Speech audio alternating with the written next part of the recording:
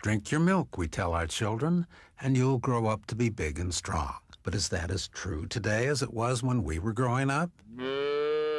Just ask Jane Akre and Steve Wilson. In 1996, this husband and wife reporting team at Tampa Bay, Florida's WTVT, now a Fox-owned television station, began investigating the use of a new artificial hormone. rBGH stands for recombinant bovine growth hormone. It is a genetically engineered drug. It's made by the Monsanto chemical company, and it's injected into dairy cows every 2 weeks so that they give more milk. But the problem is, despite what Monsanto says, it changes the milk that comes out of the cow. And those changes, according to many scientists around the world, increase your risk of breast, colon, prostate cancer. How many Florida dairy cows are being injected with the synthetic hormone? Jane Akre never got to answer that question on WTVT. After months of meticulous research, reporting, and fact-checking, Akre and Wilson's report was ready to roll. Then, 3 days before the broadcast was due to air, a fax arrived from the company that invented rBGH. They wrote, some of the points clearly contain the elements of defamatory statements, which, if repeated, could lead to serious damage to Monsanto and dire consequences for Fox News. Instead of standing behind its Emmy-winning team, the station yielded to Monsanto. The report was dropped from the schedule. The general manager came up with this plan of buying us out. And he called us up to his office and sat us down, and it was a nice six-figure offer. And we said, we didn't get into the news business to hush up the news. We got in the business to cover the news, not cover it up. Just before Christmas 1997, Fox fired them. So what was in that original 4-part report Monsanto thought could be so damaging? Posilac is the single most tested new product in history.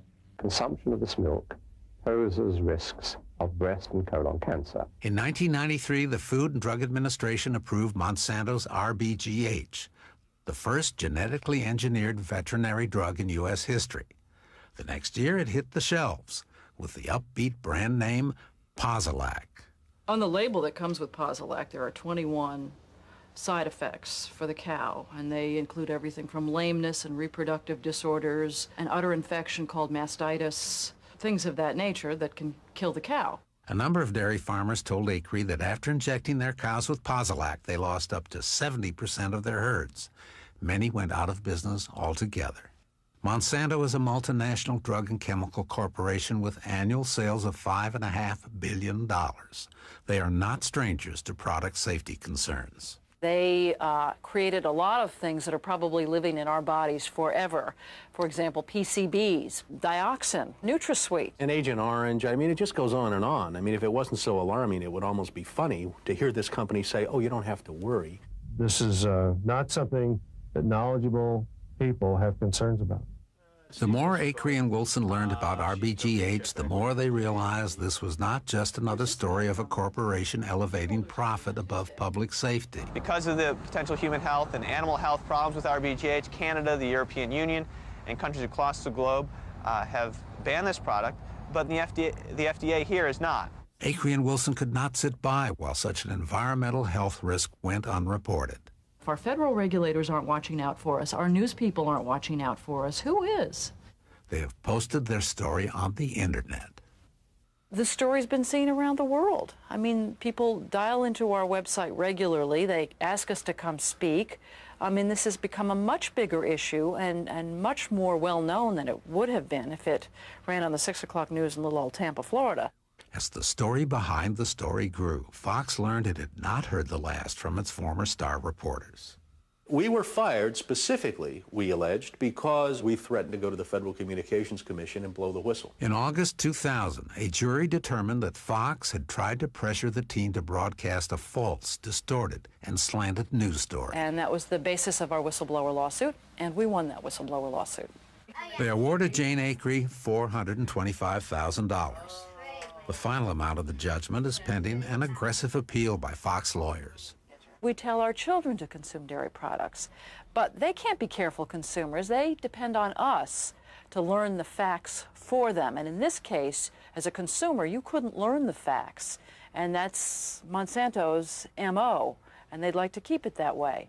You know, nothing ever changes. No issues are ever addressed until people learn the facts. And in this case, that's all we were trying to do. And that's all journalism used to be about.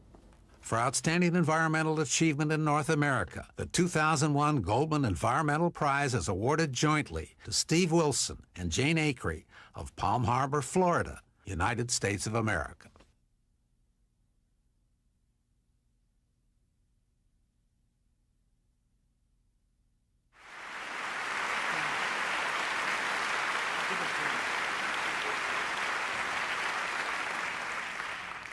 Wow. We want to thank the Goldman family for being so enlightened and for being the good-hearted people that they are. This award came to us at an amazing time. We were down and out for what we thought was really a simple act. I suppose we're here as proof that the truth can set you free. Set you free of your home, of your jobs, of your friends. So for the Goldmans to call us, we knew that they recognized that it really isn't supposed to happen that way. And for that validation, we are eternally grateful. I'm also honored.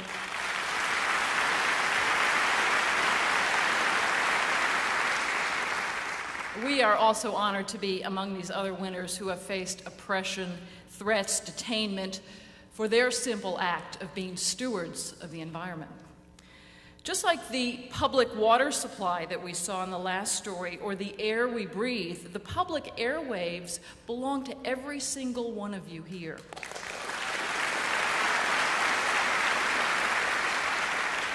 It is a precious commodity, and in exchange for the right to use those airwaves, free of charge, by the way, broadcasters are supposed to give back to the public in the form of honest news reporting and information. But like the water supply in Bolivia, increasingly our public airwaves are being privatized to benefit owners, and sometimes at the expense of the public. It has been said that corporate greed has accomplished what totalitarian governments do so well: silence a free press. And I ask you, do you want reporting to be filtered by fear or by favor? If not, demand that broadcasters in your area be accountable to you, the public, who own the public commodity over which they make their private fortunes.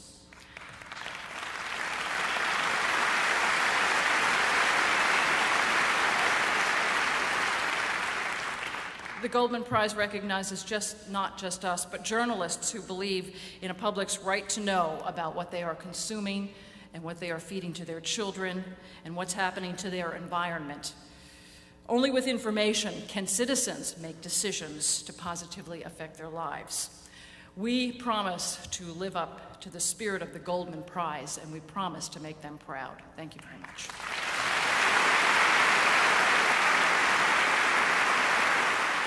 Recording now, this is Jane Akre. Thanks, Ruth, for inviting me. I'm sorry I couldn't be there, though. I'm covering a trial in Miami, and the timing was not going to work out, but we'll join you this way. Ruth had asked me a few questions, and if I would address those questions, and I just did want to say that I'm not working in mainstream media anymore, so take that into consideration with whatever I have to say. She asked me, what if Fox had decided to expose Monsanto's effort to kill the rBGH story? Would they have been considered heroes if they had decided to expose the influence and the attempt to censor the story? I guess it depends on who the viewer is. I would have been impressed by that, but would an advertiser be impressed by that? I don't know. And who do they pay attention to? The viewer or the advertiser? I think I know the answer to that. I think it's the latter, especially these days with media, mainstream media, especially television, being in such a sorry state. I mean, the audience is divided online. People don't watch TV news anymore. They're scrambling for every advertising dollars that they can get. So I think things are actually a little bit worse today, if not a lot worse than they were when we did the bovine growth hormone story so many years ago. Again, some people would think it would be great that they would expose the story and expose the attempt to censor it and this and that and another, that's great for the audience, but I'm not sure the advertisers would think it's so great because it could happen to them. You know what I mean? Would they lose some advertisers but gain others? Yeah, they probably would lose some advertisers, the Monsantos of the world, but those are the big advertisers. Would they gain a smaller advertiser who wouldn't be quite so worried about covering up news? That could happen. But almost every advertiser would have some news that they might not want to be told. If you were the local car dealership, you might be afraid that the news station is going to do a story about how you roll back odometers, or you do something that's less than ethical. And they might be afraid that you might expose them. So you might lose some advertisers and might not gain some others if you do hard-hitting news. That's the way I'd be thinking if I was the general manager. And generally, general managers come from a sales background, so they think about the money. And, in a way that's okay, because you've got to fund the station, you've got to keep it running. And advertising does that. But do you sacrifice news for advertising? I think you do. I think that's done every day. And the real shame is when the reporters also decide that that's the way they should go because they want to keep their jobs. Self-censorship's one of the worst, I think. And it's not an easy solution, I'm glad I don't have to make those decisions anymore. News media is missing out on much bigger stories when they do not expose corporate attempts to silence them. Her question was, is the news media missing out on bigger stories? I think it would be, I think it would be a great story that, we wanted to tell you this story and we nailed down the story and we checked it every which way. And the subject of our story didn't have any complaints about the quality of the story, but they just didn't want us to tell us. I think that's a great story. That's a nice additional component of the story. And again, great. Yeah, the viewers might think it's great. Are the viewers paying for the station, or is the advertising paying for the station? Probably commercial media, the advertisers are paying for the station. So who's the manager of the station? Who's the news director going to listen to? Unfortunately, we know the answer to that. Can editorial boards think differently? They can think differently, but it's a business. I don't think we can forget that it's a business. And the editorial boards can think anything they want about how news should be told, and the truth should prevail and nothing should stand in the way, no fear or favor, blah, blah, blah. But at the end of the day, you got to pay the bills. You got to keep the lights on. And we don't have viewer-sponsored media yet, at least not the mainstream stations.